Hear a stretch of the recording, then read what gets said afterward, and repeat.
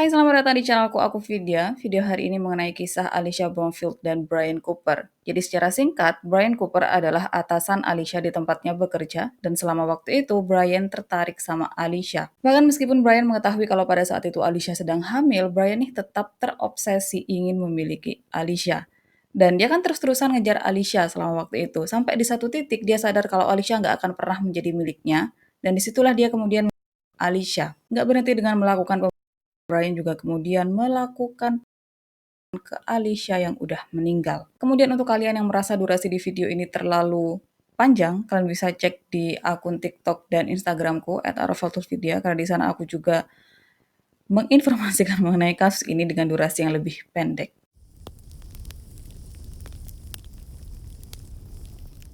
Alicia Bromfield adalah putri dari pasangan Sherry Enesis dan James Heisner. Dia lahir pada 28 Agustus 1990 di Will County, Illinois. Nggak lama setelah kelahiran Alicia, orang tuanya berpisah dan untuk selanjutnya Alicia tinggal sama ibu dan neneknya.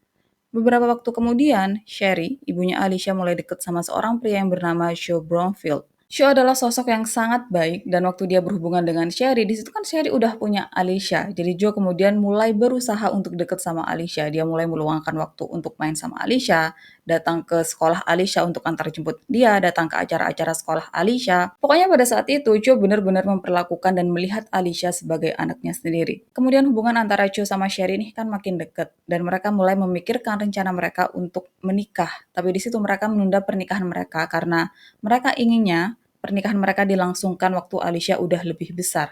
Makanya waktu Alicia berusia 8 tahun, disitulah ibunya baru menikah dengan Joe. Kemudian setelah ibunya menikah dengan Joe, Joe mengadopsi Alicia dan sejak saat itu nama belakang Alicia menjadi Bromfield. Kemudian untuk tahun-tahun selanjutnya cuma ada kebahagiaan di dalam keluarga Bromfield. Apalagi dari pernikahan tersebut, Sherry memiliki 2 orang anak, yaitu Luke dan Briony, yang ini kemudian membuat Alicia benar-benar bahagia karena akhirnya dia memiliki adik. Hubungan Alicia dengan adiknya sendiri benar-benar dekat. Bahkan adik-adik Alicia melihat dia sebagai role model mereka. Kemudian waktu Alicia berusia 16 tahun, dia memutuskan untuk hidup lebih mandiri. Jadi dia kemudian memutuskan untuk bekerja. Dan dari sekian banyak tempat yang dia datangi untuk melamar pekerjaan, Alicia akhirnya bekerja di Home Depot untuk bagian gardening. Kemudian untuk pendidikan, setelah lulus SMA, Alicia kuliah di Western Illinois University untuk ambil jurusan Forensic Science and Criminal Justice. Dan karena jarak antara rumah dengan kampusnya lumayan jauh, di situ Alicia kemudian memutuskan untuk keluar dari rumahnya dan tinggal di area dekat kampusnya. Jadi untuk pertama kalinya pada saat itu, Alicia tinggal sendirian. Dan untuk pekerjaannya di Home Depot, Alicia tetap mempertahankan pekerjaan tersebut, tapi karena dia cuma pulang ke rumahnya pada musim panas, jadi dia juga cuma bekerja di Home Depot selama musim panas sejak dia kuliah. Musim semi 2012, cara nggak biasa, Alicia yang biasanya cuma pulang pada musim panas, pada musim semi pulang. Dan ternyata kepulangan Alicia pada saat itu untuk bilang sama orang tuanya kalau saat itu dirinya sedang hamil, dan bersiap untuk menjadi single mom. Alicia kemudian menjelaskan kalau ayah dari bayi dalam kandungannya adalah pacarnya di kampus yang juga sama-sama mahasiswa, dan pacarnya ini belum siap untuk memiliki anak ataupun bertanggung jawab untuk menjadi seorang ayah. Sementara Alicia, dia ingin menjadi seorang ibu, dia ingin mempertahankan dan melahirkan anak tersebut. Dan karena keputusan mereka berdua berbeda tentang apa yang bakalan terjadi dengan anak tersebut, akhirnya di situ mereka putus, dan karena itulah Alicia kemudian memutuskan untuk menjadi single mom. Awalnya, Sherry sama Joe bener-bener kaget dengan apa yang Alicia omongin, tapi akhirnya mereka menerima semua keputusan Alicia. Dan dari sini, dimulailah kisah Alicia sebagai calon ibu. Dia mulai menjaga kesehatannya, dia menjauhi rokok juga alkohol, dia mulai beli perlengkapan bayi, dan waktu tahu kalau bayinya berjenis kelamin perempuan, di situ dia menyiapkan nama Eva Lucille sebagai nama bayi dalam kandungannya. Kemudian sampai situ, semuanya kan kelihatan kayak baik-baik aja untuk Alicia. Tapi sebenarnya ada satu hal yang benar-benar dia pikirkan, terutama tentang uang. Jadi kan Alicia akan menjadi seorang ibu tunggal. Artinya dia akan bertanggung jawab sepenuhnya terhadap anak tersebut tanpa bantuan siapapun. Sementara dirinya baru berusia 21 tahun, dirinya belum memiliki pekerjaan atau pemasukan yang layak. Dan karena hal itulah dirinya kemudian memikirkan untuk bekerja secara full time di Home Depot. Yang tanpa Alicia tahu, dari sinilah semua masalah hidupnya bermunculan.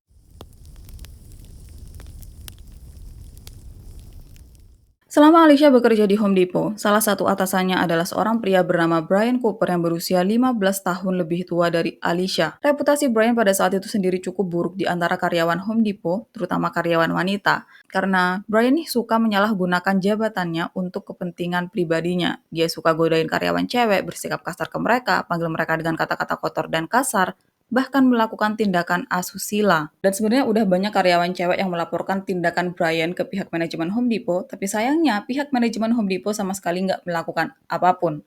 Dan untuk mereka yang udah bener-bener nggak tahan dengan sikapnya Brian, mereka akhirnya memutuskan untuk resign. Kemudian waktu Alicia memutuskan untuk bekerja secara full-time di Home Depot, disitulah Brian mulai tertarik sama Alicia. Dan awalnya, Brian mendekati Alicia dengan cara yang normal dan manis. Dia juga berkali-kali mengajak kencan Alicia, dan berkali-kali juga Alicia menolak ajakan kencannya Brian. Kemudian karena ajakan kencannya selalu ditolak dan usahanya untuk mendekati Alicia selalu ditolak dengan alasan kalau Alicia cuma melihat Brian sebagai teman juga atasan di tempatnya bekerja, di situ Brian mulai kesel dan mengganggu hidup Alicia. Jadi gangguan yang Brian lakukan ke Alicia, dia bakalan panggil Alicia dengan kata-kata kotor, entah waktu nggak ada siapapun atau bahkan ada banyak orang. Kemudian Brian akan mengganggu jam makan siang dan jam istirahat Alicia. Jadi contohnya misal, Brian nih ajak Alicia untuk makan siang bareng sama dirinya berdua, tapi Alicia nih menolak karena dia lebih memilih untuk makan siang bareng sama teman-temannya dan ada temen cowoknya di situ. Terus Brian lihat dia nih bakalan ganggu acara makan siang tersebut atau dia bakalan panggil Alicia untuk bekerja lagi dan dia nggak izinin Alicia untuk makan siang. Gitu juga sama jam istirahat Alicia. Kalau Alicia nggak mau habisin waktu istirahatnya sama dirinya, Brian nggak bakalan izinin Alicia untuk istirahat. Dia bakalan suruh Alicia untuk kerjain ini itu. Terus juga, di waktu liburnya Alicia, Brian nih bakalan panggil Alicia untuk bekerja. Dan di luar jam kerja, Brian bakalan minta Alicia untuk ajak jalan-jalan anjingnya. Dengan semua hal itu kan benar-benar mengganggu ya. Alicia kemudian melaporkan hal ini ke pihak manajemen Home Depot, tapi sama seperti sebelum-sebelumnya, pihak manajemen Home Depot juga sama sekali nggak melakukan apapun ke Brian. Mereka seolah-olah membiarkan Brian melakukan hal itu. Kemudian dengan semua perlakuan Brian juga pihak Home Depot yang sama sekali nggak melakukan apapun, Alicia sempat berpikir untuk resign. Tapi dengan keadaannya yang sedang hamil pada saat itu, dirinya kan membutuhkan pemasukan dan nggak mungkin dirinya langsung keluar begitu aja tanpa memiliki eh, pekerjaan baru yang langsung bisa dirinya masuki. Jadi sebagai persiapannya untuk resign dari Home Depot, Alicia udah masukin beberapa lamaran ke tempat lain yang sayangnya belum ada satupun yang menerima lamaran pekerjaannya. Dan sebenarnya secara garis besar pada saat itu Alicia cukup diuntungkan dengan bekerja di Home Depot juga dengan keberadaan Brian. Untuk keuntungannya bekerja di Home Depot, jadi Home Depot memiliki semacam program khusus untuk ibu hamil yang salah satunya, meskipun nanti si ibu hamil cuti melahirkan, dia bakalan tetap mendapatkan gaji secara utuh. Kemudian keuntungan dengan keberadaan Brian, meskipun dia cukup menyebalkan, jadi pada saat itu ternyata Brian mempromosikan Alicia untuk naik jabatan. Dan dengan Alicia yang naik jabatan, tentu aja gajinya bakalan bertambah, yang itu tentu aja sangat membantu dirinya nantinya. Jadi meskipun di satu sisi dia cukup merasa nggak nyaman dengan kehadiran Brian juga bekerja di Home Depot, tapi di sisi lain dia cukup diuntungkan secara finansial. Jadi pada akhirnya mau nggak mau Alicia bertahan bekerja di Home Depot. Kemudian untuk kehamilan Alicia, awalnya kan Brian nggak tahu, tapi setelah dia tahu dia benar-benar marah di situ karena dia merasa dibohongi sama Alicia. Dan kemarahan Brian baru mereda setelah dia tahu kalau hubungan Alicia dengan ayah dari bayi dalam kandungannya tuh benar-benar selesai dan mereka nggak ada hubungan apapun lagi. Dan setelah Brian mengetahui kalau Alicia sedang hamil pada saat itu, bukannya dia mundur, tapi dia makin terobsesi untuk memiliki Alicia.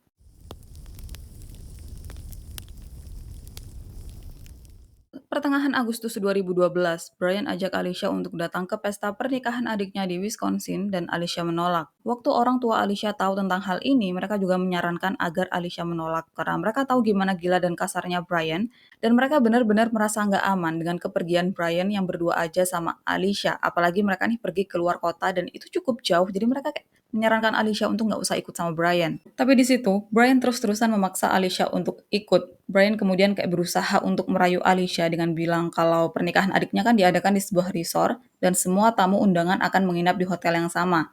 Kemudian Brian memastikan sama Alicia kalau kamarnya dengan kamar Alicia akan terpisah. Brian juga kemudian menjelaskan sama Alicia kalau Alicia cuma pergi ke sana sebagai temannya dan gak akan pernah terjadi hal-hal melebihi batas di antara mereka berdua. Tapi meskipun Brian udah meyakinkan sampai di titik tersebut, Alicia tetap menolak untuk pergi sama Brian. Dan disitulah karena Alicia terus-terusan menolak untuk pergi sama Brian, Brian kemudian mengancam akan memecat Alicia kalau Alicia nggak mau ikut sama dirinya.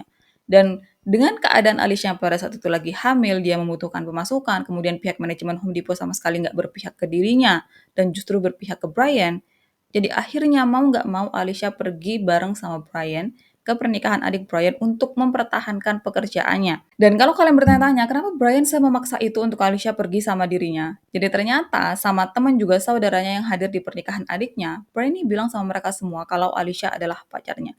Jadi kalau seandainya Alicia nggak datang sama dirinya, mau ditaruh di mana mukanya? Apalagi pada saat itu Brian jadi pengiring pengantin, apa sih namanya, yang dia adalah orang yang bawa adiknya ke altar. Jadi dia juga jadi salah satu orang yang disorot pada pesta pernikahan adiknya. Dan kalau dia nggak bawa Alicia, dia bakalan bener-bener malu. Makanya Brian sampai memaksa itu untuk Alicia datang ke pernikahan adiknya. Kemudian pada 18 Agustus pagi, Brian jemput Alicia di rumahnya yang ada di Plainfield, Illinois, dan mereka menuju Door County, Wisconsin, tempat pernikahan adik Brian. Dengan pemikiran Alicia kalau semuanya bakalan baik-baik aja. Nggak lama setelah mereka sampai ke hotel tempat mereka akan menginap, di situ Brian sama Alicia langsung bertengkar hebat. Dan hal ini diketahui waktu Alicia kirim pesan ke ibunya. Dalam pesannya, Alicia bilang sama ibunya kalau dirinya sama Brian lagi bertengkar hebat dan dirinya lagi bersiap-siap untuk langsung pulang. Ibunya Alicia kemudian balas dengan, "Loh, emang kenapa? Kalian bertengkar kenapa?" Terus ibunya Alicia juga tanya tentang, "Ini kalau kalian langsung pulang, gimana sama adiknya Brian?" Kan di situ Brian posisinya mau anterin adiknya ke altar sebagai pendamping adiknya ke altar.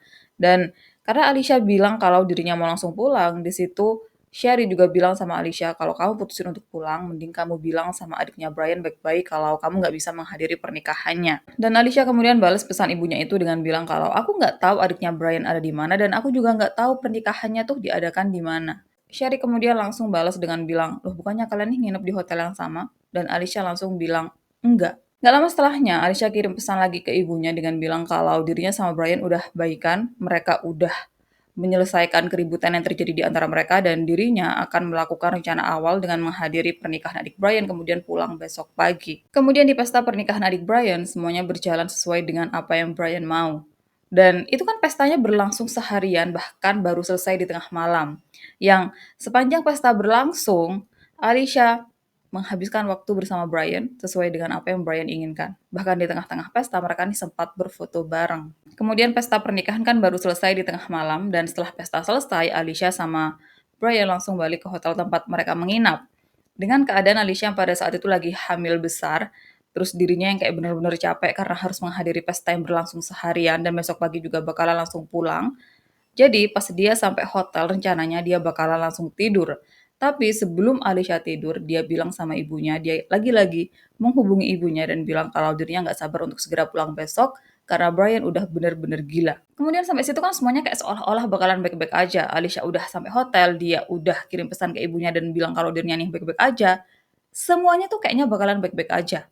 Tapi keesokan paginya pada 19 Agustus 2012, Brian masuk ke dalam minimarket sebuah pom dalam keadaan basah kuyup dan dia minta sama eh, penjaga minimarket untuk menelpon 911. Waktu telepon udah terhubung dengan operator 911, Brian kemudian langsung bilang kalau ada seorang wanita bernama Alicia Bromfield, usianya 21 tahun, saat ini dia sedang hamil 6,5 bulan, dan Alicia udah meninggal karena dibunuh. Operator 911 kemudian tanya sama Brian, "Apa kamu tahu siapa pelakunya?" Dan Brian bilang, "Aku." Operator 911 kemudian tanya lagi sama Brian, apakah itu kecelakaan? Apakah hal itu nggak disengaja? Dan jawaban Brian adalah, hal itu disengaja.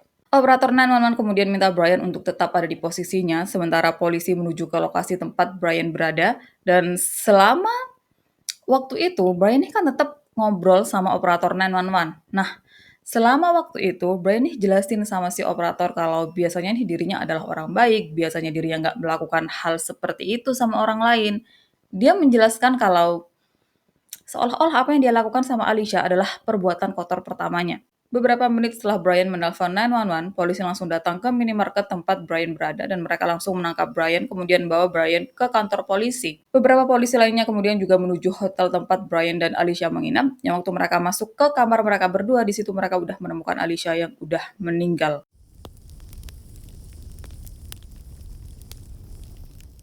Kemudian selama di kantor polisi, Brian nih langsung mengakui perbuatannya. Dia kemudian menceritakan secara detail tentang apa yang sebenarnya terjadi antara dirinya sama Alicia dari awal. Jadi, setelah mereka berdua sampai Wisconsin, mereka nih kan langsung ribut. Dan pemicunya adalah Brian memesan kamar di hotel yang berbeda dengan hotel yang ditempati tamu undangan lain. Dan dia cuma memesan satu kamar dengan satu tempat tidur. Jadi di situ Brian memaksakan diri untuk Alicia untuk mau nggak mau Alicia harus tidur satu ranjang sama dirinya. Kemudian karena hal itu, Brian sama Alicia kan ribut besar. Dan sepanjang mereka bertengkar, Brian bukannya mencoba untuk menenangkan Alicia, dia justru melakukan rayuan seksual ke Alicia. Itu benar-benar buat Alicia makin marah. Dan ini juga menjadi alasan kenapa pada saat itu Alicia kirim pesan ke ibunya yang bilang kalau dirinya bakal langsung segera pulang setelah mereka nggak lama sampai di Wisconsin ya karena dirinya nih udah bener-bener muak banget sama Brian. Brian juga kemudian menerangkan kalau selama mereka bertengkar, Alicia bilang sama Brian kalau hubungan pertemanan di antara mereka selesai, dan besok setelah mereka sampai ke rumah mereka masing-masing, hubungan mereka cuma sebatas atasan dan bawahan, nggak akan pernah lebih dari itu. Dan karena di sini Brian udah ngerasa kalau apa yang dia lakukan udah keterlaluan sama Alicia, dan Alicia juga udah melakukan pengancaman seperti itu, Brian akhirnya mencoba untuk merayu Alicia untuk seenggaknya Alicia mau untuk tetap menginap untuk tetap menghadiri acara pernikahan adiknya. Dan entah bujukan atau rayuan seperti apa yang Brian lakukan, tapi akhirnya Alicia memang membatalkan niatnya untuk langsung pulang dan dia menghadiri acara pernikahan adik Brian seperti rencana awal. Kemudian untuk kronologi kematian Alicia, jadi setelah mereka menghadiri pernikahan adik Brian, mereka nih kan langsung balik ke hotel yang di situ Alicia langsung tidur. Sementara Brian dia nggak bisa tidur karena dia kepikiran sama omongan Alicia sebelumnya yang bilang kalau setelah mereka pulang besok hubungan mereka selesai, nggak akan pernah ada pertemanan di antara mereka dan mereka cuma sebatas atasan dan bawahan. Jadi sepanjang hari itu, meskipun Brian menghabiskan waktunya sama Alicia, dia tetap kepikiran sama omongan Alicia itu dan setelah mereka sampai ke hotel, omongan Alicia itu tuh makin menghantui pikiran Brian. Kemudian kan waktu Alicia udah tidur, Brian masih kepikiran sama omongan Alicia itu dan dia nih kayak mikirin semua hal itu, mikirin semua omongan Alicia itu sambil mondar-mandir, sambil ngerokok. Dia yang sesekali juga ngelihat Alicia juga kemudian kepikiran untuk menyakiti Alicia, untuk mengikat Alicia dengan kabel charger dan kemudian memaksa Alicia untuk melakukan apa yang dirinya inginkan dan dia tuh mondar-mandir bukan cuma sekedar mondar-mandir di dalam kamar tapi dia keluar masuk kamar. Jadi pada satu titik setelah 2 jam Brian melakukan hal itu, Alicia kebangun karena kehadiran Brian yang cukup mengganggu. Dan waktu Alicia kebangun, Brian kemudian tanya sama Alicia, besok mau nonton bareng nggak? Mau jalan bareng nggak?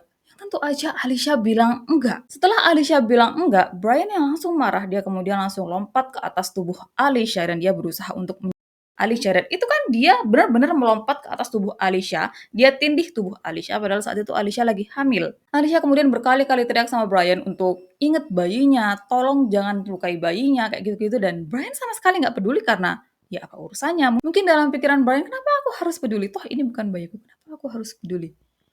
Jadi Brian benar-benar nggak peduli ada bayi di dalam perut Alicia karena dia benar-benar tindih tubuh Alicia dan dia kemudian Alicia kemudian berusaha melakukan perlawanan. Mereka sempat guling-guling di atas ranjang beberapa kali sampai akhirnya jatuh.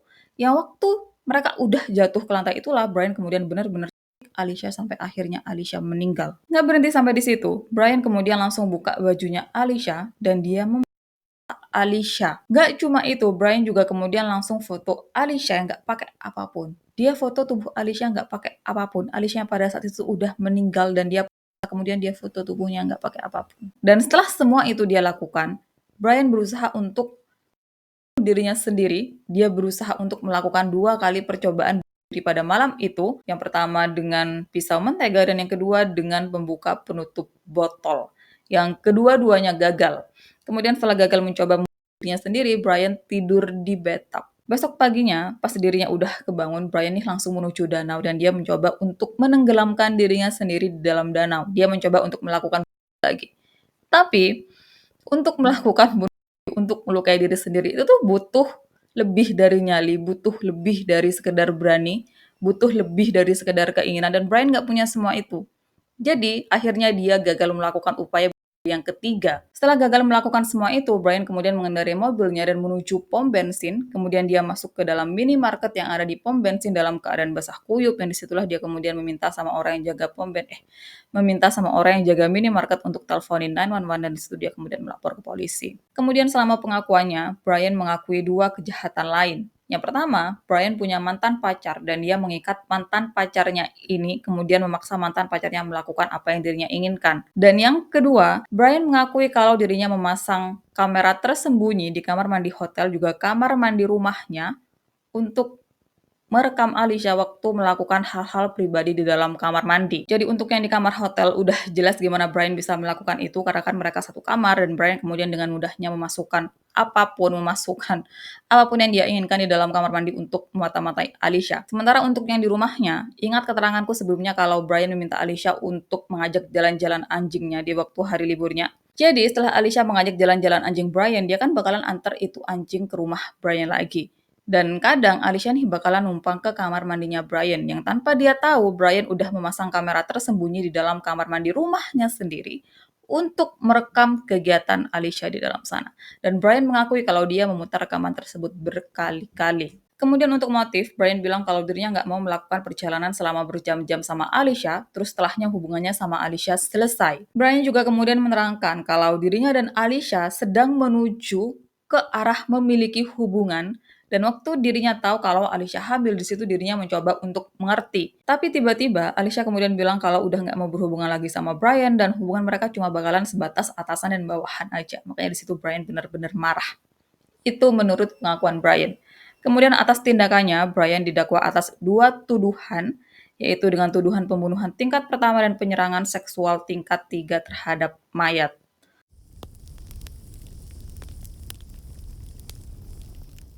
Selama waktu pemeriksaan, Brian kan mengakui kalau dia memang adalah Alisha, tapi di persidangan dia mengaku tidak bersalah.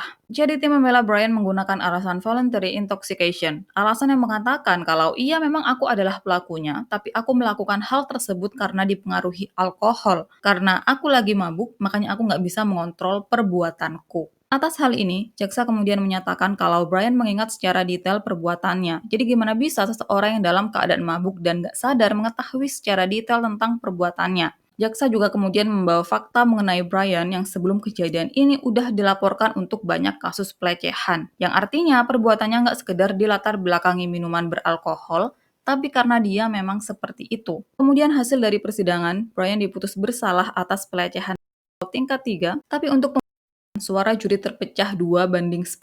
Dan dua orang ini percaya kalau apa yang Brian lakukan memang karena dia lagi mabuk. Dan karena suara juri terpecah, persidangan untuk kasus kemudian dilakukan ulang. Selama proses persidangan kedua, keluarga, kerabat, teman, bahkan orang-orang yang nggak mengenal Alisha tapi tahu dan bersimpati atas kisah Alisha mengajukan tuntutan agar pembelaan dengan alasan voluntary intoxication dihapuskan dan tuntutan mereka akhirnya dikabulkan. Yang untuk selanjutnya, persetujuan untuk menghapuskan alasan voluntary intoxication bukan cuma dilakukan di sidang Alisha, tapi alasan ini juga kemudian dilarang untuk digunakan di negara bagian Wisconsin dan 31 negara bagian lain di Amerika. Dan setelah voluntary intoxication nih dilarang di negara bagian, semua orang kan berpikir Brian nggak akan bisa menggunakan alasan ini lagi di pengadilan. Tapi sayangnya Brian masih bisa menggunakan alasan ini karena Brian mengajukan alasan ini sebelum keputusan pembatalan disetujui. Jadi meskipun Brian mengajukan sidang ulang, alasan ini masih tetap bisa dipakai.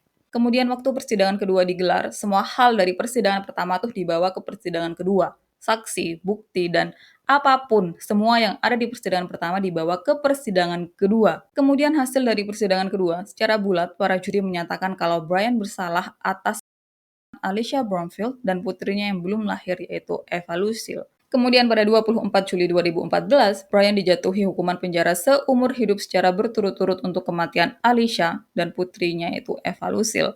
Dan hukuman Brian kemudian masih ditambah dengan hukuman 4 tahun penjara atas pelecehan seksual. Kemudian setelah selesai persidangan Brian, orang tua Alisha mengajukan tuntutan wrongful death lawsuit ke Home Depot karena mereka yang mengabaikan keluhan Alisha mengenai Brian. Karena kalau seandainya mereka menanggapi serius keluhan Alisha, hal seperti ini nggak mungkin terjadi sama Alisha. Atas hal ini, pihak Home Depot kemudian menyatakan kalau mereka sama sekali nggak memiliki urusan untuk mencampuri kehidupan pribadi karyawan mereka, apalagi kematian Alisha atau pembunuhan Alisha terjadi di luar jam kerja dan di luar kantor, jadi itu sama sekali bukan tanggung jawab mereka. Pihak orang tua Alisha kemudian membawa banyak bukti dari karyawan-karyawan di Home Depot yang sebelumnya mereka-mereka ini udah menjadi korbannya Brian. Dan di situ lagi-lagi pihak Home Depot kemudian menyatakan kalau mereka nggak mungkin mengantisipasi sebuah pelecehan verbal yang berubah menjadi pelecehan fisik, kemudian berubah menjadi kasus Tim orang tua Alisha kemudian menyatakan, iya, kalian emang nggak bisa mengantisipasi semua itu. Tapi kalau seandainya kalian melakukan proses atau kalian melakukan sesuatu ke Brian dari awal adanya laporan mengenai Brian, semua ini nggak bakalan terjadi. Dan kenapa bisa ada banyak laporan mengenai Brian, tapi nggak ada satupun yang diproses dengan serius. Hakim kemudian menyatakan kalau meskipun Alisha nggak terjadi di tempat kerja, tapi Brian terbukti menggunakan jabatannya untuk mengancam dan mengintimidasi Alisha di tempat kerja. Dan meskipun Alisha udah melaporkan hal ini, sayangnya manajemen perusahaan sama sekali nggak melakukan apapun. Dan seandainya mereka melakukan sesuatu ke Brian, entah menegur atau memberi peringatan, mungkin semuanya nggak akan seperti ini. Dan ini aku nggak tahu apakah pihak manajemen Home Depot dinyatakan bersalah atau enggak mengenai hal ini, karena nggak ada informasi lanjutan mengenai kasus ini, mengenai kasus orang tua Alisha yang menuntut Home Depot atas wrongful death lawsuit. Nggak ada informasi akhir mengenai hal itu. Kemudian setelahnya, orang tua Alisha mendirikan Purple Project, sebuah organisasi yang memberikan dukungan finansial untuk ibu tunggal, juga memberikan konseling untuk orang tua yang berduka atas kehilangan anak mereka. Dan kenapa namanya Purple Project? Karena Alisha suka warna ungu. Kemudian hal luar biasa mengenai organisasi ini, saudaranya Brian, namanya adalah Kelly Stryker, ternyata dia adalah pekerja sosial yang berspesialisasi dalam kesehatan mental, pelecehan anak, dan kekerasan dalam rumah tangga. Dan dia bergabung dengan proyek ini. Dan waktu orang-orang tahu tentang hal ini, termasuk aku juga, yang ada di kepalaku adalah, ini kenapa bisa adiknya Brian atau saudaranya Brian nih adalah seorang aktivis sosial, sementara Brian dia adalah sosok yang cacat moral. Gimana bisa dua bersaudara ini benar-benar berbeda? Dan segini untuk kasus Alisha, gimana menurut kalian? Gimana menurut kalian dengan sikapnya Brian? Seriusan deh, kalau kalian ketemu sama orang tipe-tipe kayak Brian yang benar-benar kayak ngotot banget untuk dapetin apa yang dia mau jauhin. Dan sekali lagi, aku ucapkan selamat Hari Raya Idul Fitri, mohon maaf lahir dan batin. Sampai ketemu di video-video lainnya.